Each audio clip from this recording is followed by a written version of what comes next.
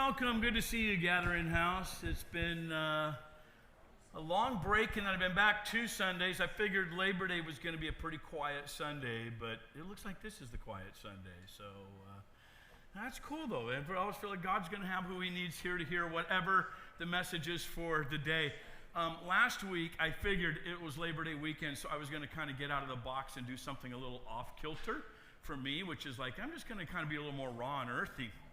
And so I laid out some stuff that God was teaching me during sabbatical, and I probably got more positive feedback on that sermon than anything I've done in the last 2 years. So if you missed last Sunday, you need to go online and listen to it and see what people are talking about, because I'm not going to recap it here. But it was an interesting kind of journey of how I'm hearing God talk and what God's saying on the journey, because that's what you do when you take a sabbatical. Ideally, and everyone should do this at points in their life, is take weekend retreats or a week off or even a day and get away and say, my whole goal today is to go listen to God. I'm going to try to find space to do it. I'm going to try to find time to do it. I'm not going to just give a little quickie half hour, give them 20 minutes and better speaker, whatever. Like, I'm going to go and I'm going to leave and I'm going to be in a spot where a whole day is dedicated to trying to hear God. Take a Bible, take a journal, whatever. Go to the mountains, go to a retreat spot. And because here's what I have found in my life, and pretty much everybody I know who's done this spiritually, is it takes a long time for us to hear God. It doesn't take a long time for God to speak. God's always speaking. But our problem is we are so enamored, we got so much stuff going on in our brains and so much stuff going on in our thoughts, we can't calm ourselves down enough to hear God. And so when you want to really, like, I want to get in a relationship with the Almighty God, creator of the universe, this Jesus I love, who I was told years ago I could enter into a personal relationship, sure often feels like a very long distance God. And so in order to find him, you got to get away. And that was what a lot of my sabbatical was getting away. And I figured there's times and spaces and places to do it. Right off the bat, when I preached here on May 15th, my last sermon before sabbatical, the next morning on Monday, I flew to Scotland. And my uncle and I had a great time around Scotland and 2 weeks there. And then he flew back to Boston. I had about 2 days to myself in Glasgow. And these were the days I was going to try to really just like, I'm going to focus now. I've got no distractions, no company. It's just me and God walking around the streets of Glasgow. And I knew there was something I wanted to see. I wanted to go to this old cathedral that was in Glasgow, Scotland. And it's called, actually, well named, the Glasgow Cathedral. And I think I've got a couple pictures of it, right? And this thing was initially built around the year 1100.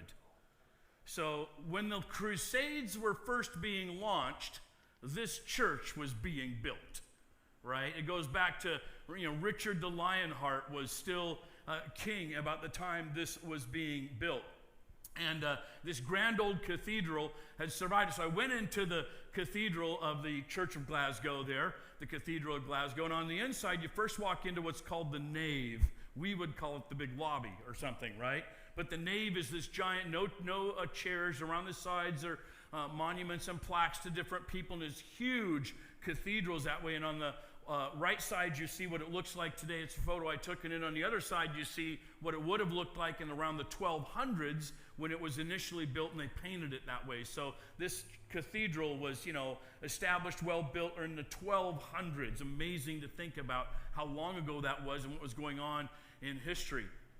And you walk through the nave all the way to the far end there, and there's something called, it's this little separating barrier between the nave and what's called the choir. And just before I walked in, there's these columns, there's a giant pulpit there, because it would be standing room only while they did services in the nave, and then they would let the high lords and the mighty important people back behind in the choir area. So I was standing there looking at the pulpit that was there, and there was that nativity painting, which was an original I've seen numerous times, and it was just incredible. Look at the art and the architecture and the stained glass windows, and I thought, surely I will hear God here, right? In this ancient cathedral, I will hear God. And so I'm finding places to sit and listen and study and drink in all that it has and watch the stained glass and listening for the voice of God. And then I walk through what's called the root, and it's this barrier kind of wall you see there, and you go underneath that, and if you look in that picture, the far ceiling is the nave I was just in. So I walked into what's called the choir. I turned around and took a picture of that plaque there. There's coats of arms from different kings that are up there. The one on the far right is King Richard the Lionheart's his coat of arms that was hanging there. And then they have pews and stuff there. And this was where the high lords and ladies could go to church. They would come in to this room, and there was more stained glass and more things. I turned around, and I got a picture of the altar, I think, that was there. Yeah, so that's turning directly around and looking at the altar. You see the 4 panels of stained glass, Matthew, Mark, Luke, John. Beautiful. And the altar was there with this that big pulpit with the eagle. And I'm like, I got to get me one of those, right? I'm going to get me one of those pulpits. That's what I call a pulpit right there. And I thought, man, and this, by the way, today is still a working Presbyterian church. It's still an ongoing church. Yes, it's a partial museum, but it actually is a Presbyterian church still doing Sunday services. And so people can come, and many do by the thousands, and go to a Sunday service there. And so I sat in those pews, and I watched the stained glass. I listened for the voice of God, and I had my phone with me to pull up any Bible verses that might come to mind. I'm listening, and there's these little off-site kind of things. You can go off into these corners, and you've got these little other sections, and then you go down into the basement, which is underneath this altar, and down in the basement they have the monument to St. Curtigan, who's also known as St. Mungo. He's the patron saint of Glasgow, and that's his tomb right there. And so I went and I looked at the tomb, and I sat there, and it's these high vaulted ceilings, and they're arched in such a way that they support the weight of that giant cathedral sits on top of this. And it supports the weight. And there was another altar down there. And down there, they had the high-end pulpit because it was the big eagle with the gold on it. And I'm like, yeah, baby, I got to get me one of those. And I'm sitting there, and I'm walking through this cathedral. And I'm sitting, and I'm studying the stained glass. And I'm like, this church, I mean, you think about it. I mean, this church was holding services before Queen Elizabeth I was born. When King Henry VIII was beheading wives, this church was already a couple hundred years old, right? 300 years old when he was beheading wives. When Queen Elizabeth stayed the Spanish Armada and prevented England from being invaded by Catholic Spain, this church was conducting services. When the Civil War rose up and Oliver Cromwell, King Charles I, he was beheaded, and Oliver Cromwell took over as the Lord Protector and ran as a dictator for all those years, they were still doing services in this church, right?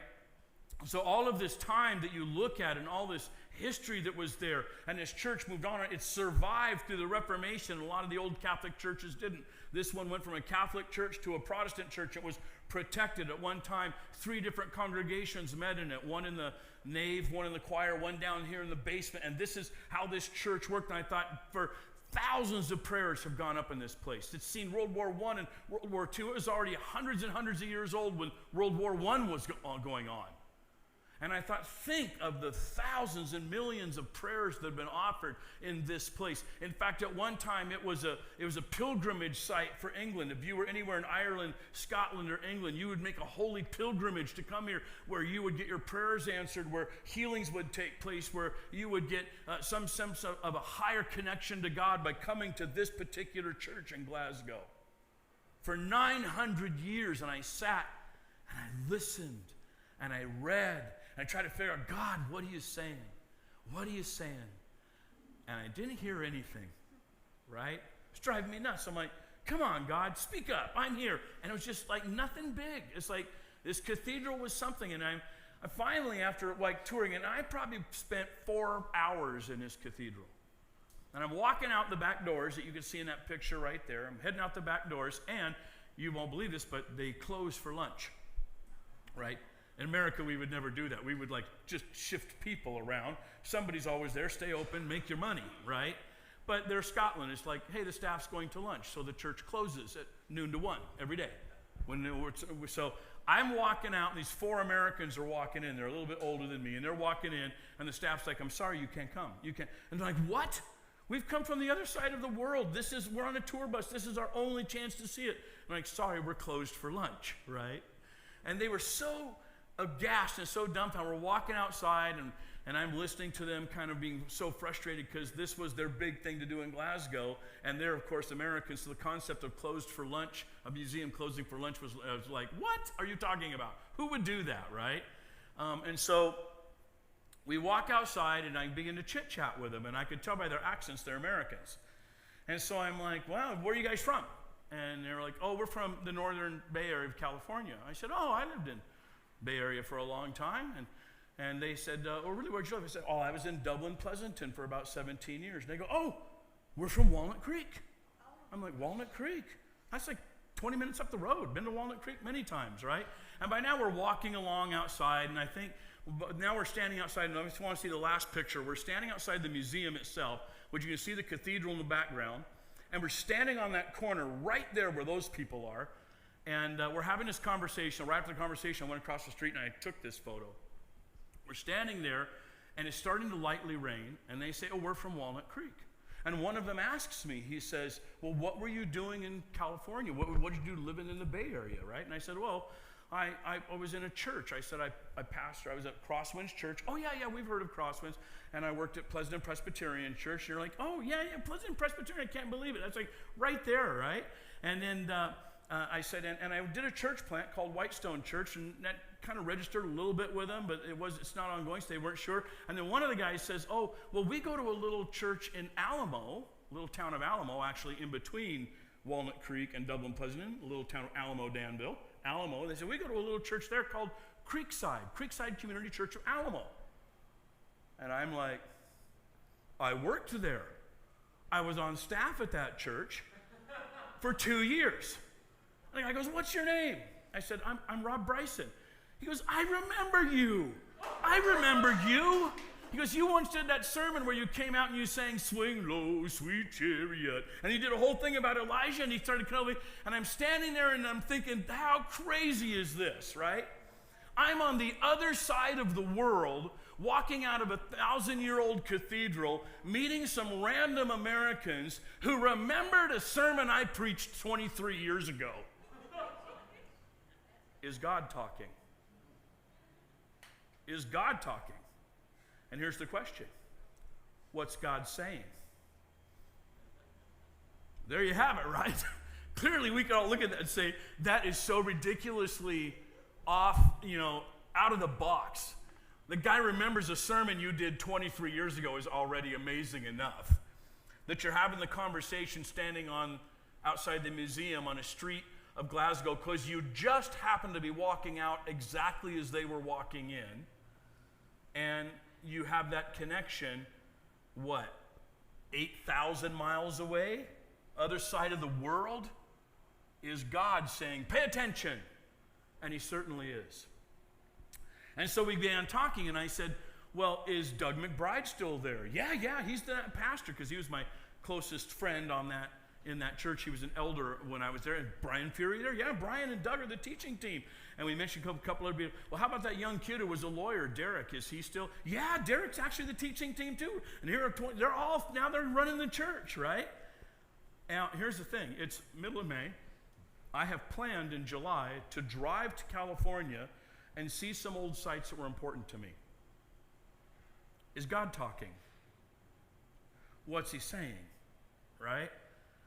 And I sensed very strongly God is telling me something about Creekside Community Church, which I was only at for 2 years, 23 years ago in my life. So it began to pour rain. I mean, poured rain. We talked a little bit longer. We parted company. I went across the street. The rain let up a little bit. I took this picture. They left, and I didn't see them. And I was just done taking this picture right here. I heard God say, it's time to dig some old wells. Mean anything to you? It's time to dig some old wells. Now, I hear God say stuff like that. My first thing is, well, that must be a Bible reference. I have some vague notion or a memory of in the Old Testament, somebody dug up some old wells.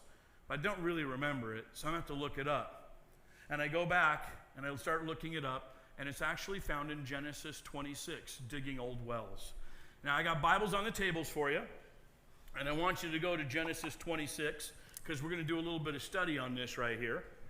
And before we actually read 26, in order to even understand 26, we got to back up to 25 and read a few verses there. And just so we understand what's going on, this occurrence of digging old wells only occurs in Genesis 26. It's not anywhere else in the Bible. I thought, this would be a reoccurring theme somewhere that will have been done. I mean, it records a couple thousand years worth of history, but no, it's only this one incident that is mentioned in the Bible. and it has to do with the life of Isaac. Now, I'm not a big fan of Isaac, Abraham, Isaac, Jacob. I think Jacob's a great story to study. Abraham's a fascinating story. Isaac, he seems rather dull and boring to me. I passed him by, right? He didn't seem to do a whole bunch, and mostly his dominant story falls under his two sons, Esau and Jacob. And so, Isaac's kind of you're the skip-over guy. That's how I've always looked at him anyway, but he's mentioned amongst the great patriarchs, so he is a man of God who receives the blessing of God and passes it on to future generations. Genesis 25, earlier in his life, we see, it says, Abraham again took a wife. This is after his wife Sarai dies, and Isaac's already been born, Ishmael's already been born. It says, Abraham again took a wife, and her name was Keturah, and she bore him Zimram, Joksam, Medan, Midian, Ishbak, Shua, Joksan, and then it tells what they begot, etc., etc. And then go down to verse 5. And Abraham gave all that he had to Isaac, but Abraham gave gifts to the sons of the concubines which Abraham had. While he was still living, he sent them eastward, away from Isaac his son, to the country of the east. And then all the way at the very end of the chapter, I'm sorry, not at the very end of the chapter, very end of this section, is verse 11. It says, and it came to pass, after the death of Abraham, that God blessed his son Isaac, and Isaac dwelt at Beer-lahai. And it'll say that Abraham lived there, in verse 8 it'll say that Abraham lived to be full of years, gathered to his people, and I think he lives to be 175. All right, so setting the stage, here's what's interesting. Isaac is the inheritor of everything that Abraham has. The older brother Ishmael was from a different wife, Hagar. She's sent off. So Isaac's growing up in this household where he wasn't even born until his dad was 100 years old. And so now it's like, we weren't even sure dad could have kids. I'm the last. It's all that's going to happen. And in that section of 25, it says, after his wife Sarai died, he actually took on another wife named Keturah, and he has a bunch more kids. You go, Abraham, right? And so he has a bunch more kids. And I'm thinking, you're Isaac, you're like, what's going to happen here? Now, what would normally happen is there'd be kind of a war for who gets to inherit. So every time one of the kids came of age, Isaac took some of the servants and the flocks, goats and sheep, cattle, whatever he had, and he passed them on to this son. He says, there's your inheritance. You need to go far away and live far away now, because everything that's here is going to go to Isaac. And I'm reading that passage, like 6 times a big chunk of the inheritance was pulled off and sent away. And then the verse is weird because it says that's what he did for Keturah, his wife. And did you catch that it said, and his concubines? Right? Casual little mention there. It's like, so there wasn't just Keturah. And I'm thinking, I'm Isaac, and I'm watching Dad give away the inheritance. Everything that's been worked, and it's being whittled away, till finally it's like, thanks, Dad, by the time I get to my inheritance, there ain't going to be much left. And it says at the very end that he was living at Beer-lahai, which actually the translated Hebrew of that is, he was living at the well of the God who sees me. He's living in the Holy Land, in the Promised Land, living where the God sees me. God sees me here. I know this. It was actually him named by Hagar. And he's living in his territory, and he's hanging out there, and that's what's been happening for his lifetime. He's been watching what he should have inherited being whittled away and sent off with these stepbrothers or these half-brothers or these whatever we want to call them after their sons of concubines in addition, until not much is left. Abraham was very, very wealthy and had tons. I'm thinking by the time he gets down to Isaac, not so much. And chapter 26 begins. He's living now as the one who inherited everything, including the promises of the protection and the hand of God. And it says, there was famine in the land, besides the first famine that was in the days of Abraham. And Isaac went to Abimelech, king of the Philistines, in Gerar. And then the Lord appeared to him and said, do not go down to Egypt. Live in the land of which I shall tell you. Dwell in this land, and I will be with you and bless you. For to you and your descendants I will give all these lands, and I will perform the oath which I swore to Abraham your father. And I will make your descendants multiply as the stars of heaven. I will give to your descendants all these lands, and in your seed all the nations of the earth shall be blessed. Because Abraham obeyed my voice and kept my charge, my commandments, my statutes, and my laws. And so Isaac dwelt in Gerar. And let's pause right there. Okay, so Isaac's dwelling in Gerar. And what's interesting here is he's moving from a place of famine. I'm in the place where I know God sees me. But in the place where God sees me, things are drying up. It's not looking good. Famine is taking place. I can no longer feed my family. I cannot keep my goats and my sheep alive. I'm going to have to move from this place where I'm at the well where God who sees me. I have to leave that spot and go somewhere else. And so he starts drifting, and clearly he must be on his way to Egypt, because Egypt's never dealing with famine because they got the regular rhythm of the Nile flood. So he's passing through the Philistine area when God says to him, don't go to Egypt. You stay here. Twice in his life, Abraham went to Egypt, but Isaac's not going to be allowed that. You stay here. This is the promised land, and take a look around you. Everything you see is going to belong to you and your descendants forever and ever. Look around and see this. And so he's getting this feel of, okay, even the land I don't own is going to be land eventually the family owns. And I need to obey God, hang on to what I have, stay in this land, and figure out what to do. How do I live here? And the promise is given again. I will bless you. I will keep you. I will protect you. I am not going to abandon you. Even though you've left the place of the well of the God who sees me, and you're now living in a strange place, I still see you, God is saying to him. I still got my hand on you. I have not left you. And so picking it up in verse 12, it says, Then Isaac sowed in the land and reaped in the same year 100-fold, and the Lord blessed him. The man began to prosper, and he continued prospering until he became very prosperous. For he had possessions of flocks and possessions of herds and a great number of servants. So the Philistines envied him. And now the Philistines had stopped up all the wells which his father's servants had dug in the days of Abraham his father, and they had filled them with the earth. And Abimelech said to Isaac, Go away from us, for you are much mightier than we. So I find this a little interesting. It's like, okay, right after God says, this is going to be yours. Belong to you and your descendants. What does he do? He's like, okay, if it's going to belong to us, I'm going to invest. I'm going to invest my time and my labor. I'm going to plant.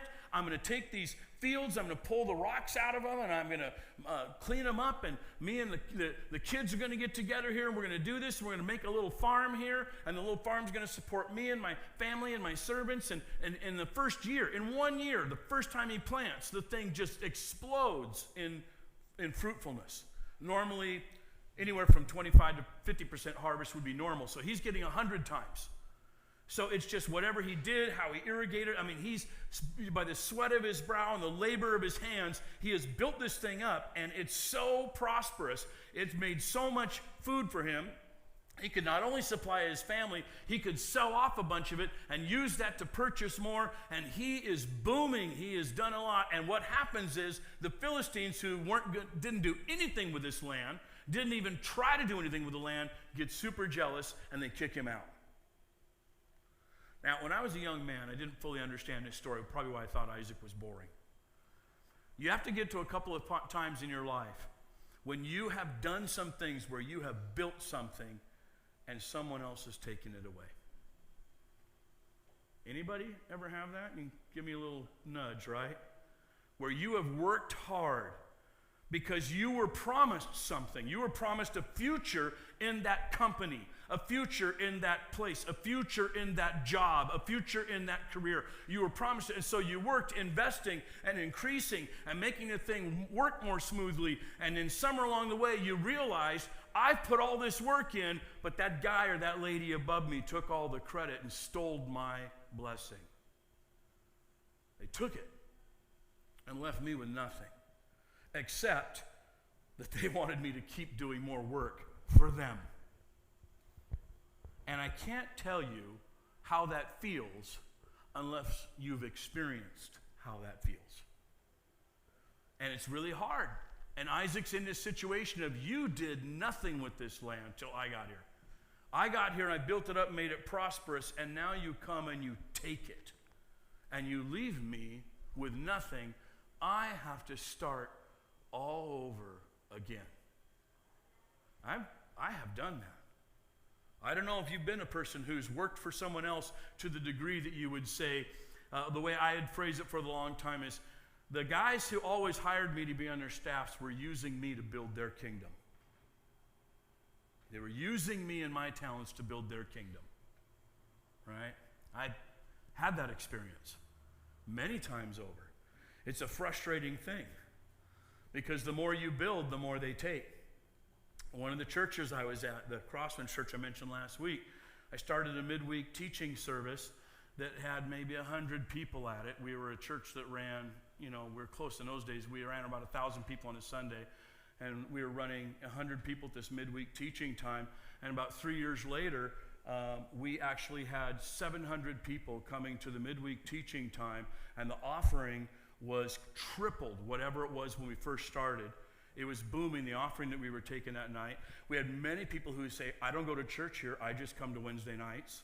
Means they went somewhere else on a Sunday morning, and this thing was exploding, and it was huge. And I found myself several years into doing that service, looking at it one day and saying, okay, we are now 100 people to 700 people. We went from a tiny little offering to thousands of dollars worth of offering, but I still don't have any more support helping me put this service on than when we did it the very first day. Where did all that extra go?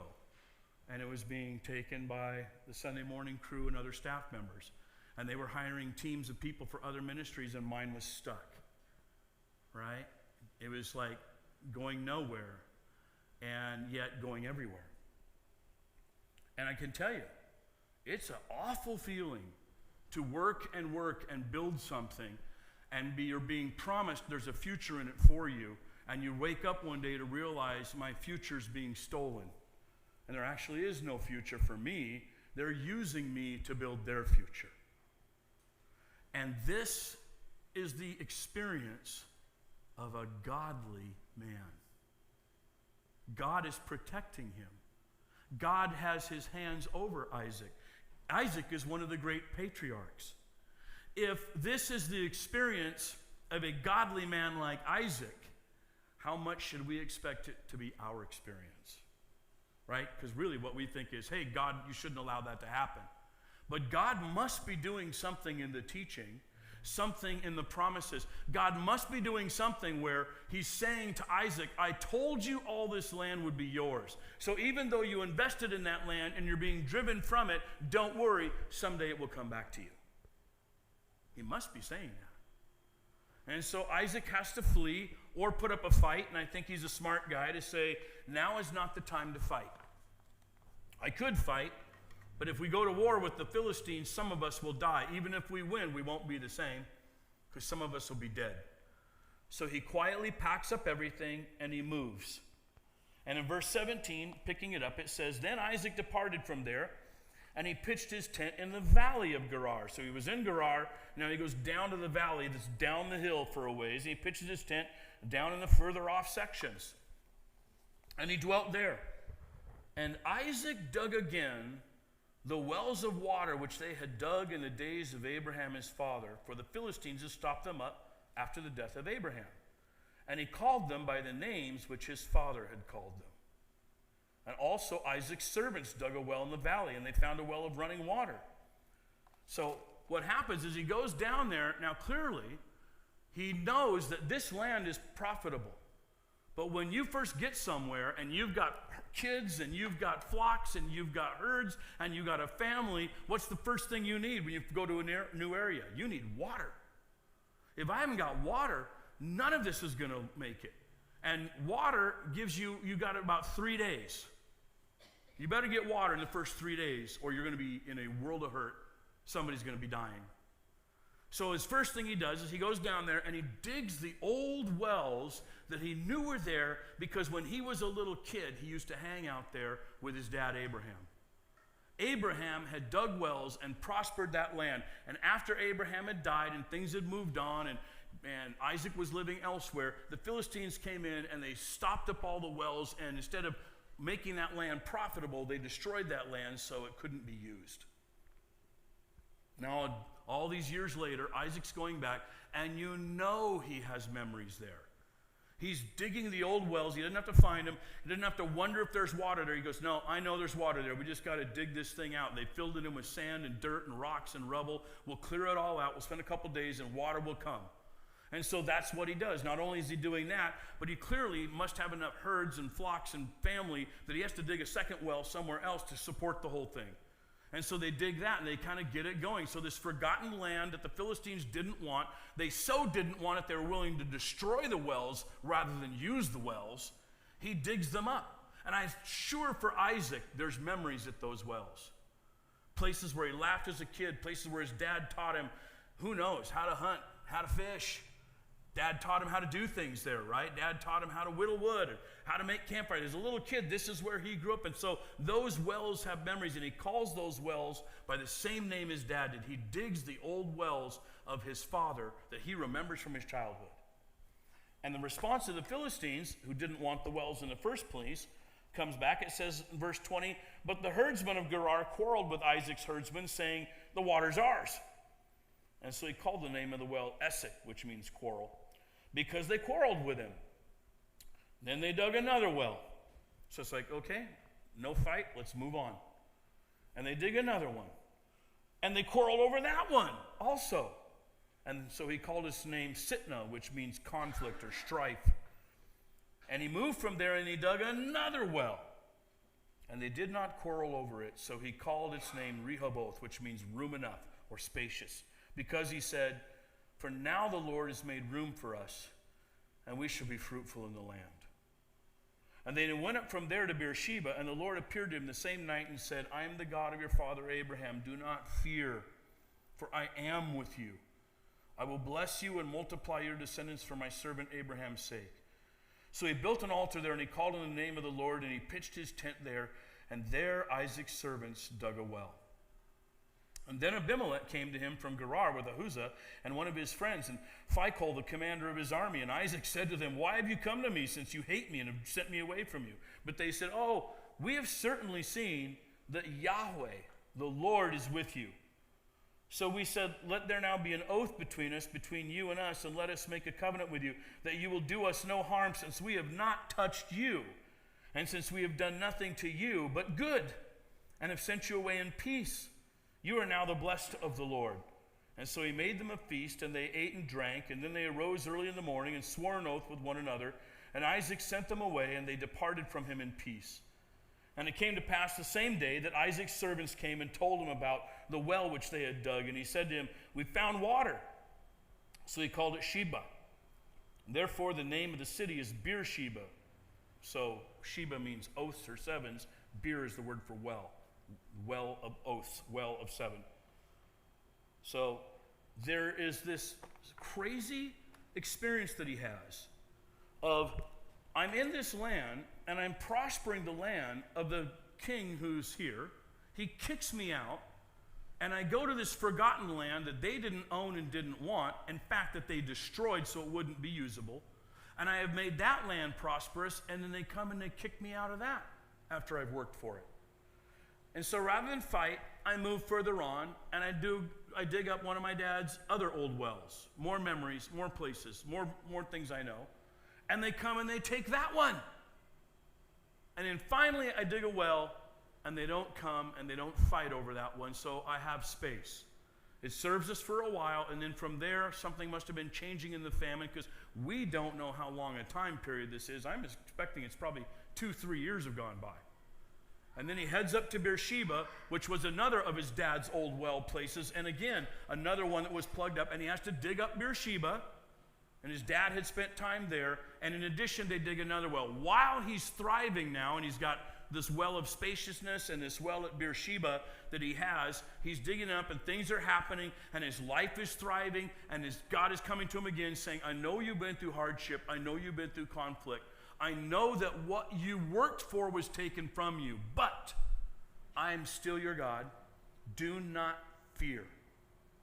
I still have control over you, and I'm still going to bless you, even though it looks like you're not being blessed now. And I get a kick out of the Philistines because they're watching, and several years later it's like, well, now his sons are grown. Now he's got more servants, so now he's become a major fighting force. right? Now he's got men who can fight with us. And so they go to him and they say, let's make a peace treaty that we won't attack you and you won't attack us since we've done nothing but good to you. Done nothing but good, right? And what they mean by that is, well, we didn't kill you. We didn't kill you when we had our chance, and now we're afraid of you. But, hey, we didn't kill you at least. You could be dead, so let's make a non-aggression pact. We won't attack you, you don't attack us. Okay, fair enough. And they make this treaty, and he names the place Beersheba, which was the same name his dad had because he's recalling the old names of these old wells. This is the only place in the Bible where digging old wells occurs. So I'm standing on the corner, and I'm hearing God say, it's time to dig some old wells. What does it mean? Well, here's what it meant to me. I want you, on this trip you're going to take in July, to go visit people who were important to you at one time. Go visit some places that were important to you at one time. See some friends that used to give you life. They brought you joy, they brought you happiness, they were refreshing springs of life to you.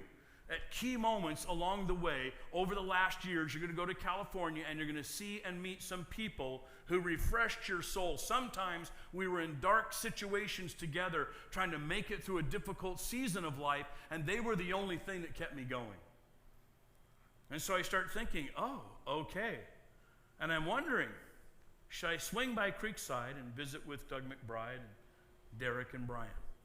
What would you think? Obviously, that's an old well for me, right? It's not an old well for you. I've got my own old well, but I spent 2 years there, and those guys refreshed my soul, and some cool things happened. What had happened is we were supposed to go to that church and over a 4-year period start an alternative Sunday night service, which was going to be cutting edge and super cool and very artsy. And we would have that service happen for like 2 years while we groomed it and we practiced on how this would work. And these were the days when Gen X was breaking away from boomers, and we were creating our own services, and we were making things our way instead of doing it the boomer way. That's how we Gen Xers were thinking. And so we're building this really cool artsy alternative service, and it was starting to grow and get big. And what was going to happen is the plan was in 4 years we're going to plant that, and that's going to be our new church plant. But the senior pastor, a year and a half into it, decides he was going to buy this big chunk of property right next door to the church because I want to be a big church. And this piece of property came up for sale. It was about 2 acres, and it was worth $1 million. It had a little old farmhouse on it.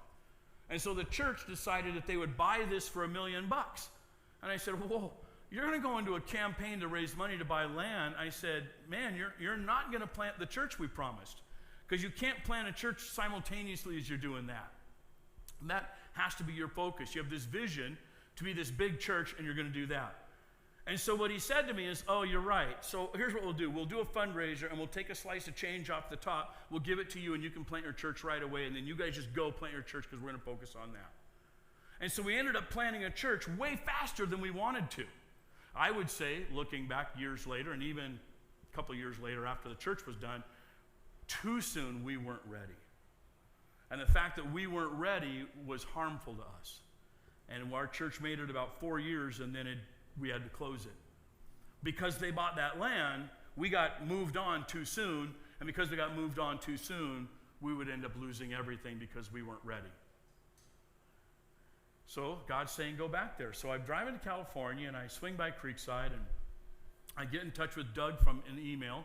I have to email the church, hey man, I'm going to be driving through, let's get together. He says, yeah, we're going to be here on a Sunday by chance. I said, well, I will be near there on a Sunday, but I could certainly meet you for lunch. So we time it up, I'll meet him for lunch. So I actually drive to the church grounds, which is earlier than I intended to be there. I come about a half hour early. So he's still in there preaching and church is going on, but I don't want to walk in at the half hour mark. I know I hate that when that happens, all right? So it's like I don't want to distract him. So I go to the church grounds, and I walk over there, and there's this chunk of land that was bought with this cute little farmhouse that for a while was our offices, and it had this neat little fountain in this back courtyard. It was wildflowers all around it. It had a little kind of a mini grapevine thing there, and I go there, and it's all dried, and it's all dead, and there's just garbage strewn around it, and nothing's been built. And I got to tell you, I'm sitting there like 23 years went by, And the only reason we planted our church too soon was because this land drove that decision. And 23 years later, they've done nothing with the land. I was a little irked by that, I got to tell you. And even then, what it was had been destroyed. Because I used to sit out in that courtyard and I'd pray to God and I'd listen to God, and we would have staff meetings sitting out in this little courtyard with the fountain flowing and the wildflowers blooming, and it smelled great, and we would talk, we'd hear God. I used to hear God in the wind and the breezes, and we would talk a little bit about what was going on. I mean, I met God there, and I went there, and now it was dried and dead, and the flowers were gone, and the land had not been developed at all. And I talking to God about that, right? I'm like, wow, there's still a word in this, right? Even when you go to a place that you're expecting blessing, instead you get a curse, so to speak, right? Like I was expecting this thriving, flourishing thing, and I'm sitting there, and it's like even what it was is worse. It's been decayed. And it was God basically saying, this is what happens when a church moves without a vision. See, the church didn't have a vision for what they wanted to do. The senior pastor just wanted to be a big church. So it was driven not by the need for ministry, but I'll say it now, but by his ego. His ego needed a big church, so they bought this land for $1 million. And I'm sitting out there just thinking about all the things that can go wrong in our journey, and I'm hearing God talk to me, but this was a well of life. And I meet with Doug, and Brian can't make it with us, and I'm sitting with Doug, and I'm sitting with Derek, and we're having a great conversation over lunch, and we're talking and chit-chatting about different stuff, and Doug would say, oh yeah, this and that happened, and right after you left and planted the church, about 1.5 years later, that senior pastor was ousted. It was an ugly fight. We've been to 2 or 3 pastors. I just stayed in the game, and we went to a couple pastors that never worked, and one day we were looking for a new pastor when somebody around the table said, well, we got Brian, we got Doug, and we got Derek. What are we looking for a pastor for? You guys just preach. And so he basically inherited the church, and Brian and Doug and Derek, when we were sitting there talking about all those years and what we went through, and Doug told me something. He said, I remember buying that land, and I remember what you said. I'll never forget it. And I'm like, oh, what did I say? He goes, well, you remember we were raising money, and they needed to raise $800,000, and then they could borrow the rest. And they did the fundraiser, and they only raised $400,000. No, I actually didn't remember that. When he said it, I'm like, oh yeah, you're right. They only raised half. He goes, I'll never forget, I came up to you, and you were like the only person that at the time I thought was listening to God, and all you said was, my God doesn't do anything halfway. And he goes, and it was like mic drop, right? And so even at the time, he said, I took a step and I knew something was weird, and we began to talk about those years and those times and the joys we had, the sorrows we had, where things went wrong, when it went bad, why did it go bad, and it was a great time. And Derek, he said to me at one point in the lunch, he says, I just need you to know that, I'm preaching a lot now, and he's still a lawyer, and he went from prosecuting attorney to defense attorney. So he's now a defense attorney, and he says, I just need you to know, I still preach, I pattern myself after you. How you preach and the style you did and what you did. He goes, I just need you to know, you were the most influential preacher in my life because you shaped who I am. I needed to hear that at that time. I really needed to hear that. We sat and we talked and we laughed and we joked and we spent all that time because, you see, this was an old well that I needed to dig. And I would move on from there and go south, and I would meet up with my friend Joe Weldon, who I hadn't spent any time with for years, and he's now a voice actor, and I got to sit with him as he shot a Ford F-150 commercial. And I got the headphones on, and these guys in New York are coaching him, and they're doing this Ford F-150, created for America, the truck created for America kind of thing, and they're doing this big Ford commercial, and I'm like, I can't believe I'm sitting in here listening to this thing get done. And Joel and I had a blast, and for a long time we talked, and he's like, hey, before I left, he said, I got these friends. He goes, then the pandemic happened. All these friends I had in the film business and in the radio voice acting business, they all kind of scattered to the winds, and they're doing a lot of pet projects. A lot of them have podcasts, and they're really crying to get good guests on their podcast. And he goes, and I've read your book, and you need to be on their podcast, so can I help set you up with that? What should I say? Should I say yes? I should say yes, right? I'm digging an old well. And God's having me dig an old well. I haven't spent a whole day with Joel in over 20 years. and we're laughing and having a great time, and he's connected, and he's like, no, I'll coach you through it. We'll get you set up. I'm going to help you work with that. But they need guests, and your story is a great story. The story of the Gathering House needs to be told to more people, and I want to help you set that. Don't worry, you don't need to start a podcast. You guys got hundreds of guys with thousands of followers, and they'll do it already. So I spent 3 days digging an old well with Joel, because I played in the Joel Weldon band with him, wrote songs with him, right?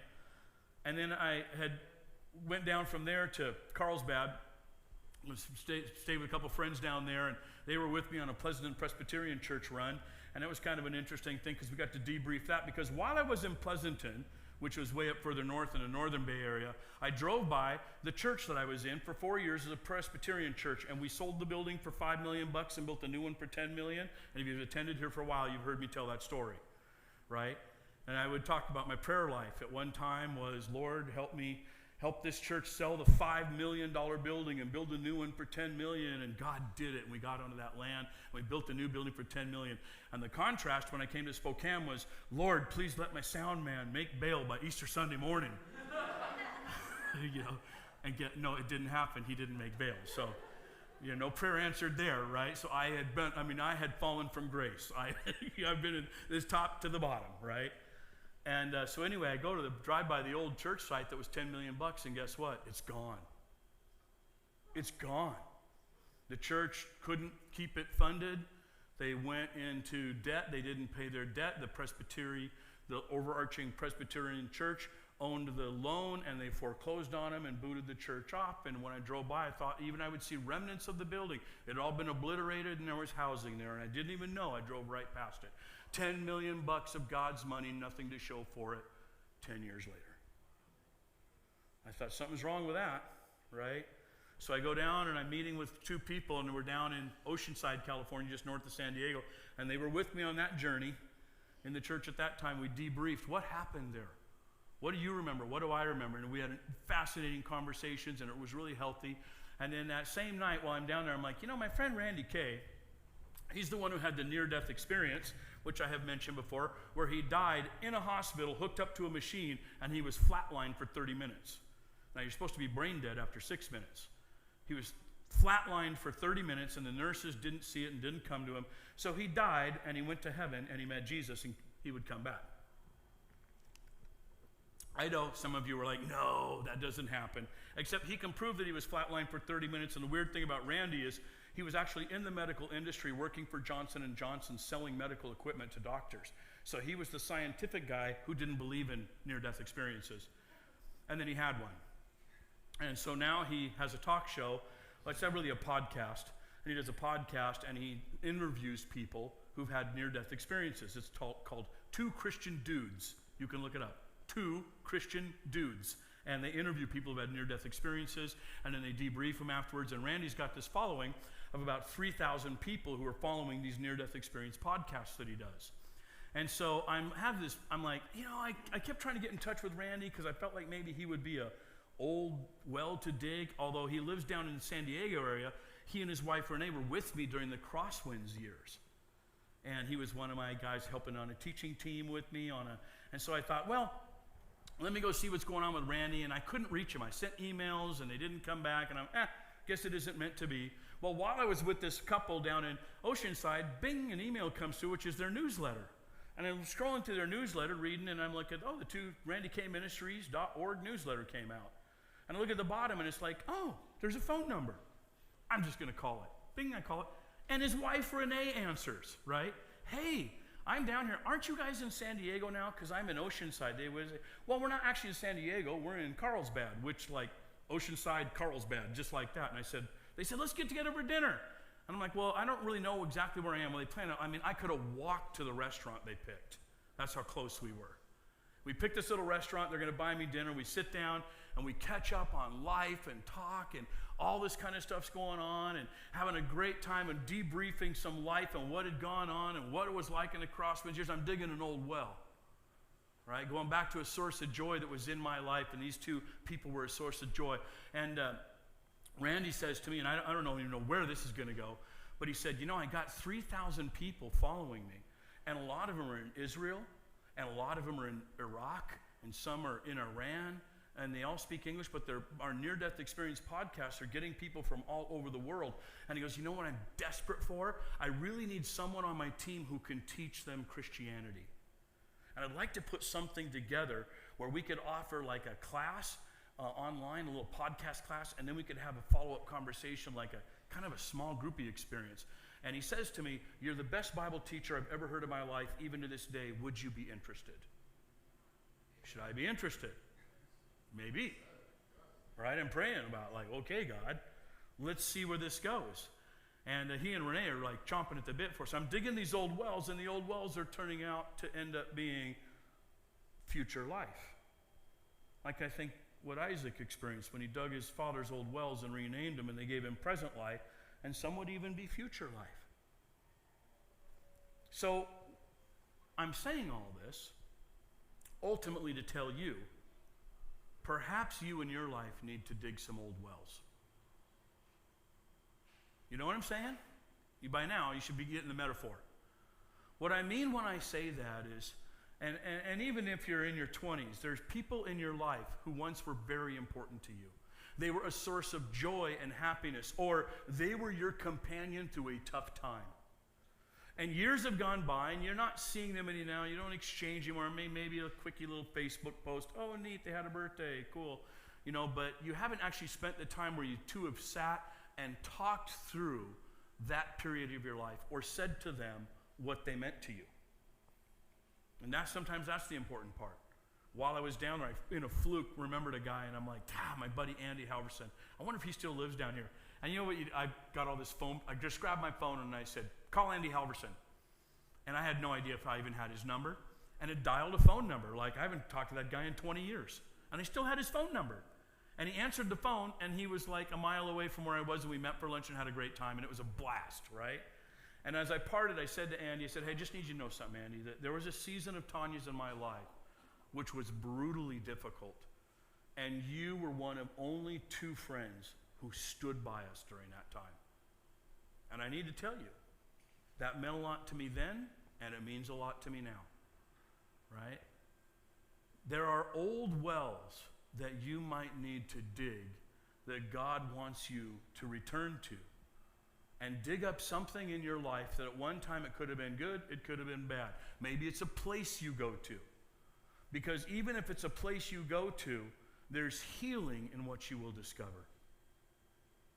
There are friendships that might bring something new back into your life that have long been dormant and stuffed up and filled with sand and dirt and rock, and it brings you nothing now. And God might be saying to you, dig a couple of your old wells, because right now maybe you feel like your spiritual life is stuck. And your spiritual life has been on the same loop for a while now. And you're wondering when the loop's going to break. Like, when am I going to actually start hearing God's voice fresh again? When is something new going to happen? And perhaps he would say to you, it's time to dig some old wells. Your future might lie in reassessing your past, meeting some old people that you need to meet, visiting some old places that you need to go to, even if they weren't good places, because he has new things to say to you about it. Or perhaps picking up old activities that used to bring you joy. But you have since allowed that well to be filled with rock and sand and rubble. And that old hobby you did, that old recreational thing you did, is no longer anything for you. And God would be saying, it's time to dig some old wells. Because the same promise to Isaac kept coming. I have a future for you. I have a plan for you. I'm going to bless you. And part of Isaac's journey was to dig some old wells in order to get to his future blessing. You will know what to do. Why don't you stand with me as we close in prayer?